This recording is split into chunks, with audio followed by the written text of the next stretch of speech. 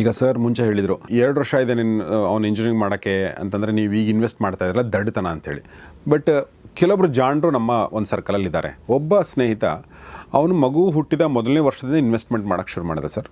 ಅವನ P U C ಮುಗಿದಲ್ಲಿ engineering ಅಂತ investment ಮಾಡೋಕ್ಕೆ ಶುರು ಮಾಡಿ ಶಿಸ್ತುಬದ್ಧವಾಗಿ ಇನ್ವೆಸ್ಟ್ಮೆಂಟ್ ಮಾಡಿದ್ದಾನೆ. ಬಟ್ ಅವ್ನ ಮಗ ಯಾವಾಗ ಇಂಜಿನಿಯರಿಂಗ್ ಅಥವಾ ಮೆಡಿಕಲ್ ಮಾಡೋಕ್ಕೆ ಒಂದು 6 ತಿಂಗಳಿದೆ ಅಂತಂದಾಗ ಅವನು ಆ ಒಂದು ಕಳೆದ ಒಂದು 15 ವರ್ಷಗಳಿಂದ ಇನ್ವೆಸ್ಟ್ ಏನು ಮಾಡ್ತಾ ಇದ್ದ ಅದನ್ನೆಲ್ಲವನ್ನು ವಾಪಸ್ ತೆಗೆದು, ಅಂದರೆ ಸುಮಾರು ಒಂದು 2 ಕೋಟಿ ಲಂಸಮ್ ಅಂದರೆ ಅಮೌಂಟ್ ಆಗಿತ್ತದು ಇದರಲ್ಲಿ ಮ್ಯೂಚುವಲ್ ಫಂಡಲ್ಲಿ, ಅದನ್ನು ತೆಗೆದು ಎಫ್ ಡಿನಲ್ಲಿ ಹಾಕಿಟ್ಟ. ಯಾಕಂದರೆ ಈಗ ನಾವು ಯಾವ ಬೇಕಾದ್ರೂ ತೆಗೆದು ಅದನ್ನು ಫೀಸ್ ಕಟ್ಟೋದು ಇನ್ನೊಂದೇನು ಮಾಡಬೇಕು ಅಂಥೇಳಿ. ಸೊ ಇದು ಸರಿಯಾದ ಮೆಥಡ್ಡಾ ಅಲ್ವಾ ಸರ್? ಮೇಲು ನೋಟಕ್ಕೆ ಸರಿಯಾಗಿ ಕಾಣ್ತದೆ. ಯಾಕಂದರೆ ನನ್ನಲ್ಲಿ 2 ಕೋಟಿ ಜಮಾ ಆಗಿದೆ ಮತ್ತು ಮಾರುಕಟ್ಟೆ ವೈಪರೀತ್ಯಗಳಿರೋದ್ರಿಂದಾಗಿ 2 ಕೋಟಿ 1.25 ಕೋಟಿ ಆಗುವಂಥ ಸಾಧ್ಯತೆಗಳಿದ್ದಾವೆ. ನಾನು ಮಾಡಿದ ಲಾಭದಲ್ಲಿ ಒಂದಷ್ಟು ಕುಂಠಿತವಾಯಿತು ಅನ್ನುವಂಥ ಒಂದು ವಾದ ಇದೆ.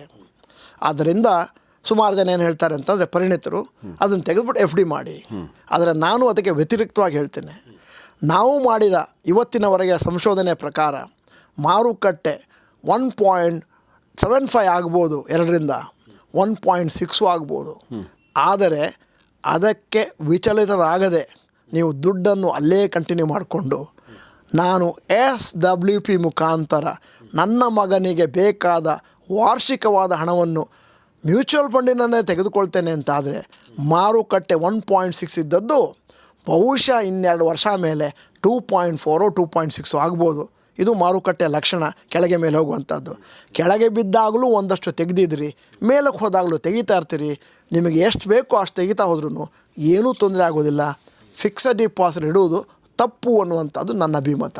ಸೊ ಹೇಗೆ ನಾವು ಸಿಸ್ಟಮ್ಯಾಟಿಕ್ ಇನ್ವೆಸ್ಟ್ಮೆಂಟ್ ಪ್ಲ್ಯಾನ್ ಮಾಡ್ತೀವಿ ಅದೇ ಥರ ಸಿಸ್ಟಮ್ಯಾಟಿಕ್ ವಿತ್ಡ್ರಾವಲ್ ಪ್ಲ್ಯಾನ್ ಮಾಡಬೇಕು ಅನ್ನೋದು ಸರ್. ಸಿಸ್ಟಮ್ಯಾಟಿಕ್ ಇನ್ವೆಸ್ಟ್ಮೆಂಟ್ ಪ್ಲ್ಯಾನ್ ಇದೆ exact opposite systematic withdrawal plan. ನಿಶ್ಚಿತವಾದ ಒಂದು ಮೊತ್ತವನ್ನು ನಿಶ್ಚಿತವಾದ ದಿನಾಂಕದಂದು ನಿಶ್ಚಿತವಾದ ಮ್ಯೂಚುವಲ್ ಫಂಡ್ಗಳಿಂದ ಆಟೋಮೆಟಿಕ್ಕಾಗಿ ನನ್ನ ಅಕೌಂಟಿಗೆ ಬರುವುದಕ್ಕೆ SWP ಅಂತೀವಿ. ನಾವೇನು ಮಾಡಬೇಕಾಗಿಲ್ಲ. ಮ್ಯೂಚುವಲ್ ಫಂಡಿಗೆ ನಾವು ನಿರ್ದೇಶನ ಕೊಟ್ಟರಾಯಿತು, ತಿಂಗಳಿಗೆ ಇಷ್ಟು ಹಾಕಿ ಅಂತ. ಅದು ಯಾವುದೋ 3 ಮ್ಯೂಚುವಲ್ ಫಂಡ್ಗಳು ನಿಮ್ಮಲ್ಲಿದ್ದರೆ ಕರೆಕ್ಟಾಗಿ ಕಟ್ ಮಾಡಿ ಹಾಕ್ಕೊಳ್ಳುತ್ತೆ. ಇದರಲ್ಲಿ ನಿಮ್ಮ ಯಾವ ಕೆಲಸವೂ ಇಲ್ಲ. ಆಟೋಮೆಟಿಕ್ಕಾಗಿ ನಿಮ್ಮ ಮಗನಿಗೆ ಬೇಕಾದಂತಹ ಒಂದು 50,000ನೋ 1 ಲಕ್ಷನೋ ಅದೇನು ತಿಂಗಳಿಗೆ ಬೇಕೋ ಕರೆಕ್ಟಾಗಿ ತಿಂಗಳಿಗೆ ಅವನ ಅಕೌಂಟಿಗೆ ಬಂದುಬಿಡುತ್ತೆ. ಸರ್ ನೀವೀಗ ಸಿಸ್ಟಮ್ಯಾಟಿಕ್ ಇನ್ವೆಸ್ಟ್ಮೆಂಟ್ ಪ್ಲ್ಯಾನ್ ಬಗ್ಗೆ ಹೇಳಿದರೆ, ಸಿಸ್ಟಮ್ಯಾಟಿಕ್ ವಿತ್ಡ್ರಾವಲ್ ಪ್ಲ್ಯಾನ್ ಬಗ್ಗೆ ಕೂಡ ಹೇಳಿದ್ರಿ. ಬಟ್ ಇದ್ರ ಬಗ್ಗೆ ನನಗೆ ಇನ್ನೊಂದಷ್ಟು ಡೀಟೇಲ್ಗಳು ಬೇಕು. ಸೊ SIP ಬಗ್ಗೆ ಗೊತ್ತು, SWP ಬಗ್ಗೆ ಬಹಳ ಜನರಿಗೆ ಗೊತ್ತಿಲ್ಲ. ಅಂದರೆ ಈಗ ಒಂದು ಕೇಸ್ ತೊಗೊಂಡೆ, ಬಟ್ ಆ ಕೇಸ್ ಬೇರೆ ಬೇರೆ ವ್ಯಕ್ತಿಗಳು ಬೇರೆ ಬೇರೆ ಥರ ಇರುತ್ತೆ ಅಲ್ವಾ? ಈಗ ಒಬ್ರು ರಿಟೈರ್ಮೆಂಟಿಗೋಸ್ಕರ ಮಾಡಿರ್ತಾರೆ, 60 ವರ್ಷದ ನಂತರ ಅವ್ರು ಸಿಸ್ಟಮ್ಯಾಟಿಕ್ ವಿತ್ಡ್ರಾವಲ್ ಪ್ಲ್ಯಾನ್ ಮಾಡ್ಕೊಂಡು ಹೋಗ್ಬೋದು. ಪ್ರತಿ ತಿಂಗಳು ನನಗೆ 50,000 ಬೇಕು ಅಂತ ಮಾಡ್ಕೊಂಡು ಹೋಗ್ಬೋದು. ಇನ್ನು ಕೆಲವರು ಮಗನ ವಿದ್ಯಾಭ್ಯಾಸಕ್ಕೋಸ್ಕರ ಮಾಡ್ಕೋಬೋದು. ಇನ್ನು ಕೆಲವರು ಅದನ್ನು ಎಂಜಾಯ್ಮೆಂಟ್ಗೋಸ್ಕರ ಪ್ರತಿ ತಿಂಗಳು ಒಂದು ಟ್ರಾವೆಲ್ ಮಾಡ್ತೀನಿ ನಾನು ಅಂತ ಹೇಳಿ ತೆಗಿಬೋದು. ಸೊ ಈ ಒಂದು ವಿತ್ಡ್ರಾವಲ್ ಪ್ಲ್ಯಾನ್ ಇದೆಯಲ್ಲ ಸರ್, ಅದರ ಬಗ್ಗೆ ಜನರಿಗೆ ಜಾಸ್ತಿ ಗೊತ್ತಿಲ್ಲ ಅಂತ ನಾನು ಅನ್ಕೋತೀನಿ. ಹೆಚ್ಚಿನ ಮಾಹಿತಿ ಕೊಡೋದಾದರೆ ಎಷ್ಟು ವರ್ಷಗಳ ನಂತರ ಇದನ್ನು ಮಾಡಬೇಕು ಮತ್ತು ಎಷ್ಟು ತೊಗೋಬಹುದು, ಇದ್ರ ಬಗ್ಗೆ ಹೇಳ್ಬೋದು ಸರ್? ಜನರಿಗೆ ಅನುಕೂಲವಾಗುವಂಥ ಪ್ರಶ್ನೆ ಕೇಳಿದ್ದೀರಿ, ಭಾಳ ಚೆನ್ನಾಗಿದೆ. ಅದಕ್ಕೋಸ್ಕರ ನಾನು ಅಂಕಿಅಂಶಗಳನ್ನು ನಿಮ್ಮ ಮುಂದೆ ಇಡ್ತೇನೆ. ಆದಷ್ಟು ಈ ಸ್ಲೈಡ್ಗಳನ್ನು ನಿಮ್ಮ ಮುಂದೆ ಇಡುವಂಥ ಪ್ರಯತ್ನವನ್ನು ಕೂಡ ಮಾಡ್ತೇನೆ. Yes sir. ಒಬ್ಬ 10,000 ರೂಪಾಯಿಯನ್ನು 25 ವರ್ಷದ ಯುವಕ ಪ್ರತಿ ತಿಂಗಳು ಉಳಿಸ್ಕೊಂಡು ಹೋಗ್ತಾನೆ ಅಂತಾದರೆ ಮತ್ತು 35 ವರ್ಷ ಇನ್ವೆಸ್ಟ್ಮೆಂಟ್ ಮಾಡ್ತಾನೆ ಅಂತಂದರೆ ಮತ್ತು ಅವನಿಗೆ ಅಂದಾಜು 14% ಒದಗಿ ಬಂದಿದೆ ಅಂತಾದರೆ ಅವನಿಗೆ ರಿಟೈರ್ಮೆಂಟಿಗೆ 9.48 crore ಸಿಗುತ್ತೆ. ಅದೇ 10,000ವನ್ನು 30 ವರ್ಷಕ್ಕೆ ಹಾಕಿದ್ರೆ 4.88 ಆಗೋಯ್ತು, ಅರ್ಧ ಆಗೋಯ್ತು. 10,000ವನ್ನು 35ನೇ ವಯಸ್ಸಿಗೆ ಪ್ರಾರಂಭ ಮಾಡಿದ್ರೆ ಟ್ರಾಜಿಡಿ 2.48 crores ಆಯಿತು. ಮತ್ತು ಅದೇ 10,000ವನ್ನು 50ನೇ ವಯಸ್ಸಿನಲ್ಲಿ ನಾನು ಪ್ರಾರಂಭ ಮಾಡ್ತೀನಿ ಅಂತಂದರೆ ಅವನಿಗೆ ಇರೋದು 10 ವರ್ಷ ಮಾತ್ರ ಇನ್ವೆಸ್ಟ್ಮೆಂಟಿಗೆ 26.45 ಲಕ್ಷ ಆಗೋಯಿತು.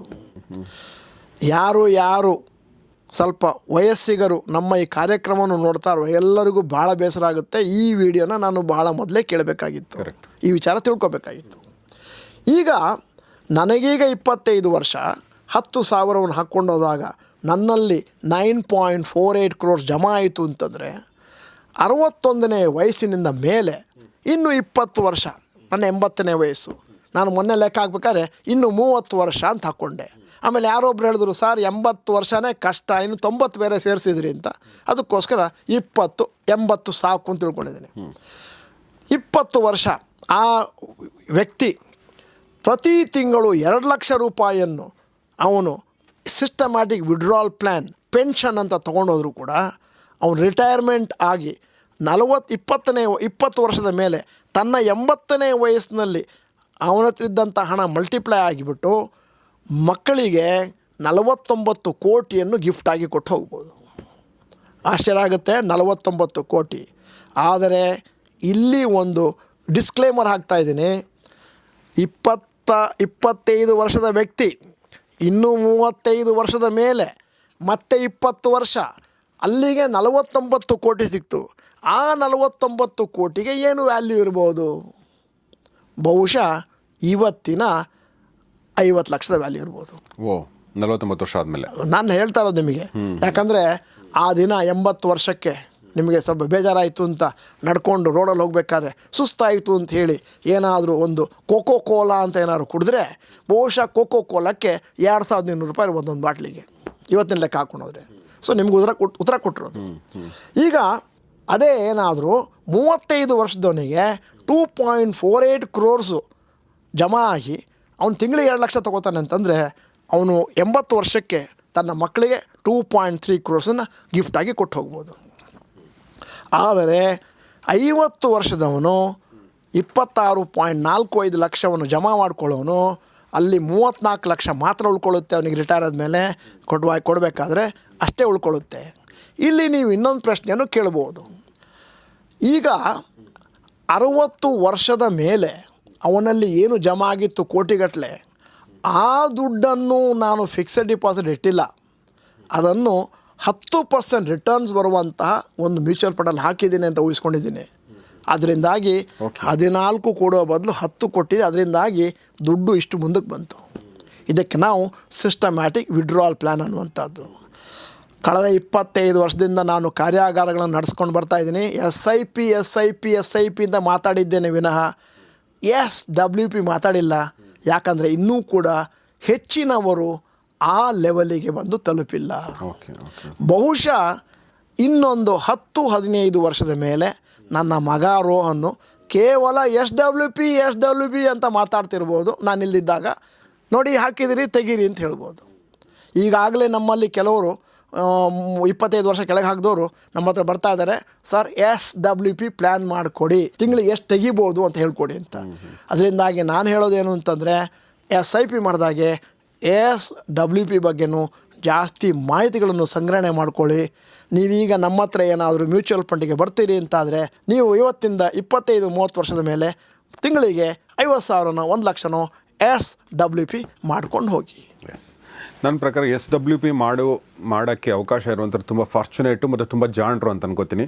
ಯಾಕೆಂದರೆ ಅವರು ಸಿಸ್ಟಮ್ಯಾಟಿಕ್ಕಾಗಿ ಇನ್ವೆಸ್ಟ್ಮೆಂಟ್ ಮಾಡ್ಕೊಂಬಂದಿದ್ದಾರೆ ಮತ್ತು ಈಗ ಸಿಸ್ಟಮ್ಯಾಟಿಕ್ಕಾಗಿ ವಿಡ್ರಾವಲ್ ಕೂಡ ಮಾಡ್ತಾ ಇದ್ದಾರೆ ಮತ್ತು ಅವ್ರ ಲೈಫನ್ನು ಅವ್ರು ಎಂಜಾಯ್ ಮಾಡ್ತಾ ಇದ್ದಾರೆ. ಬಟ್ ಅದರ ಒಂದು ಸುದೀರ್ಘಾವಧಿಯ ಶ್ರಮ ಇದೆಯಲ್ಲ, ಆ ಶ್ರಮದ ಫಲವಾಗಿ ಅದು ಸಾಧ್ಯ ಆಗುತ್ತೆ. ಶಾರ್ಟ್ ಟರ್ಮಲ್ಲಿ ಅದು ಸಿಗೋಕ್ಕೆ ಸಾಧ್ಯ ಇಲ್ಲ ಅನ್ನೋದನ್ನು ಸರ್ ತುಂಬ ಚೆನ್ನಾಗಿ ಹೇಳಿದರು.